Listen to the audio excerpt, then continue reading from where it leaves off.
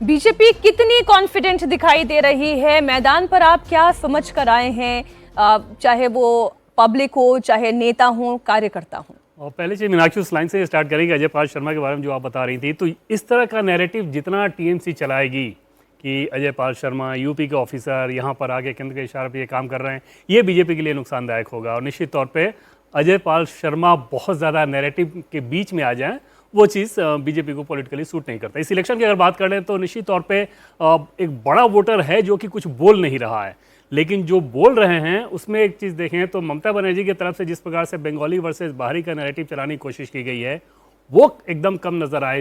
इस बार परिवर्तन वाली बात लोग ज़्यादा कर रहे हैं।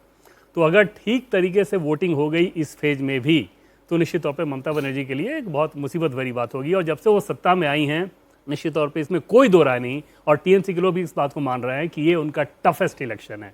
टीएमसी के लोग इस बात को समझ रहे हैं कि उनका ग्राफ नीचे जा रहा है, लेकिन वो ये नहीं मान रहे हैं कि वो सत्ता से बाहर हो जाएंगे। 160 170 इस तरह की बातें कही जा रही है उधर के खेमे से, अंडरस्टैंडिंग उनकी ये है। और बीजेपी के लोग ये जानते हैं कि उनका ग्राफ ऊपर जा रहा है। अब बस देखने वाली बात ये रह जानी है कि 148 का मार्क्स वो कौन कर पा रहा है, और हाई वोटिंग अगर हुआ तो वहाँ भी फिर ममता बनर्जी के लिए मुश्किल है। न सिर्फ स्टेट के लिहाज से है, बल्कि अगर उनकी अपने भवानीपुर सीट की बात कर ले मीनाक्षी, तो लगभग 51,000 वोट कटे हैं। मतलब उस कॉन्स्टिट्यूंसी के जो पहले का जो प्री SIR जो वोटर लिस्ट था उसमें 51,000 वोटर नहीं है, 21% के आसपास वो आंकड़ा बैठता है। और आप समझ सकते हैं कि 59,000 वोटर वहाँ पे अगर गुजराती मारवाड़ी कम्युनिटी के हों और ममता बनर्जी की जिस प्रकार से बाहरी वाली पॉलिटिक्स चलाने की कोशिश करती हैं, तो भवानीपुर का मुकाबला भी कितना क्लोज हो सकता है। अब इसको ऐसे भी देख सकते हैं अजीत जी कि जो बीजेपी के नेता अब तक मक्का मदीना आंखों में काबा इसकी बात कर रहे थे, अगर वो मंच से हनुमान चालीसा का पाठ करने लगे, सिख कम्युनिटी को लुभाने के लिए अगर एक ओंकार सतनाम करने लगे, तो ये समझ में आता है कि डेस्परेट कितने हैं इस वक्त टीएमसी के नेता कार्यकर्ता।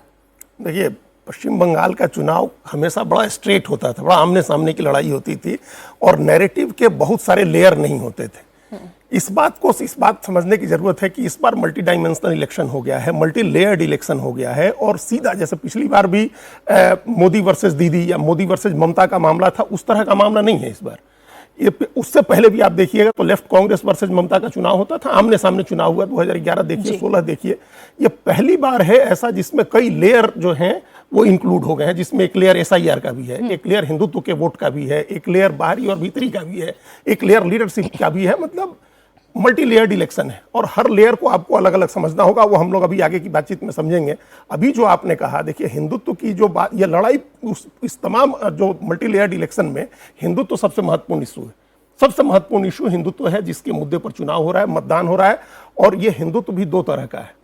आप देखिए भारतीय जनता पार्टी का जो एक हिंदुत्व है, जो एग्रेसिव हिंदुत्व होता है, असर्टिव हिंदुत्व, एग्रेसिव न भी कहें तो असर्टिव हिंदुत्व है, जो जिसे आइडेंटिफाई करते हैं हम लोग भारतीय जनता पार्टी को नॉर्थ में, जो यूपी में बिहार में चलता है। बिल्कुल। तो असर्टिव हिंदुत्व का जो एक मॉडल है भारतीय जनता पार्टी का, और एक डोरमेंट हिंदुत्व का जो मॉडल है, जो बंगाल में दिखता है कि डोरमेंट हिंदुत्व है। हिंदू वहाँ परेशान है, उसको लगता है कि चेंज होना चाहिए है, पार्टियां तुष्टीकरण की राजनीति कर रही हैं और घुसपैठियों की वजह से वो डेमोग्राफिक स्ट्रक्चर चेंज हो रहा है। तो जो डोरमेंट हिंदुत्व है, वो डोरमेंट हिंदुत्व आप देखिए, अभी देवेंद्र जी घूम करके आए हैं, ये भी बताएंगे कि कोई व्यक्ति असर्टिव हिंदुत्व की बात बंगाल में नहीं कर रहा है।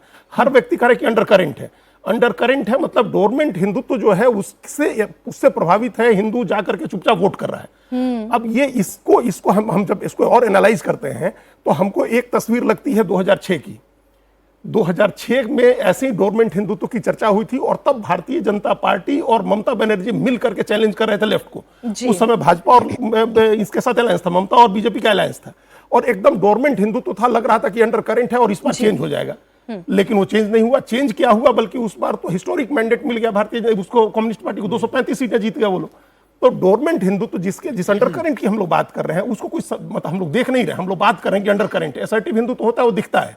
तो अगर उस तरह चुपचाप जाकर के और चुपचाप कमल छाप जिसकी बात हो रही है कि लोग जाकर के चुपचाप वोट कर रहे हैं, और इन्होंने कहा हिंदू अधिकारी ने कि सब हिंदू बीजेपी को वोट दे रहा है, ऐसा है तब तो सब कुछ चेंज हो जाएगा। इसलिए बंगाल की सड़कों पर सुन करके आए होंगे देवेंद्र जी भी, कलकत्ता में इस बात की चर्चा है कि 2006 या 2011 चुनाव कैसा होगा। 2006 में जैसे लेफ्ट ने स्वीप कर दिया, ममता स्वीप कर देंगी, या 2011 में ममता ने जैसे चेंज कर दिया वैसे बीजेपी चेंज कर देगी।